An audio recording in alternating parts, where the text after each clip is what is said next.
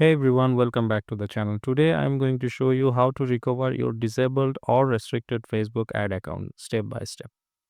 If you find this video helpful, make sure to like, subscribe, and hit the bell icon for future notification. Let's get into it. First, head over to the Facebook Ad Manager. Now select the business portfolio that contains your disabled or restricted ad accounts. Next, click on Business Settings. On the left hand side, go to Add Account and then click See Details next to the disabled account. A new window will pop up with an explanation of why your account was disabled or restricted. Right here, you will see an option to request a review. Click on that. Facebook will send a verification code to your registered mobile number.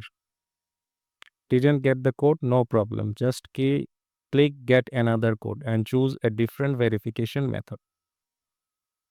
Once you receive the code, enter it. After that, Facebook will ask you to upload a valid government issued ID or identity verification. Submit the ID and wait for the result. In my case, it took less than an hour and my ad account was reactivated successfully.